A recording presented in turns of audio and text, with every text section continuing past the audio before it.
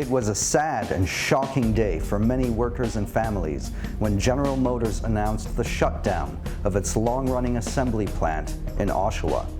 Unifor President Jerry Diaz has raised concerns that General Motors might leave Canada entirely now that it produces just one car in the country, the Chevy Equinox. The move has many experts looking at the future of Canada's auto industry, which employs around 140,000 people. Their predictions: more shutdowns and more layoffs. One of the industry's most prominent analysts, Dennis Desrosiers, says that investment into Canada's auto industry has been so weak that if things keep going as they are, the industry will disappear sometime between 2030 and 2040. If you think that's excessively pessimistic, take a look at Australia.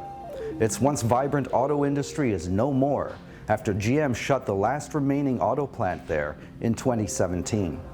In Canada, as in Australia, it was simply easier to sell natural resources than to keep an auto industry alive and competitive with much lower cost countries. In the early 2000s, Canada produced some 3 million cars a year. That's now down to less than 2 million. Meanwhile, worldwide, the production of automobiles has nearly doubled in that time. The number of Canadians employed in the auto industry has fallen from around 200,000 in the early 2000s to around 140,000 today. Meanwhile, Mexico's auto industry has quadrupled production in that time. That's a sign Canada's car factories will keep their foot on the brakes in the years to come. But does it mean Canada should give up on the auto industry entirely? Not really. For one thing, Canadians are still major consumers of cars. According to Desrosiers, there are now 82 cars for every 100 people in Canada. That's up from 67 just a few decades ago. Still, the age of driverless cars and ride-sharing promises to change everything. According to Desrosiers, if everyone in Ontario used an Uber-style ride-sharing service, the number of cars in the province would fall from 9 million to 3 million.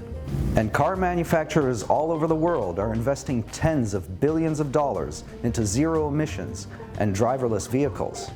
As a car-dependent nation, Canada should have a piece of that action. It just may mean switching gears. There are some promising signs that Canada's auto industry is moving into the high-tech arena. Ontario in 2017 opened a driverless car testing facility in Stratford, and since then, Uber has invested $150 million into autonomous car research in Toronto. Car parts maker Magna has joined an alliance of international autonomous car makers. And BlackBerry, remember BlackBerry? Even they are getting into the driverless tech game.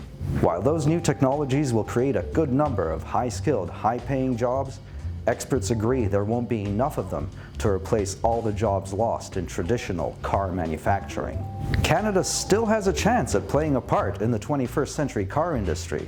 But either way, the days of auto plants being major employers in Canada will soon be hitting a red light.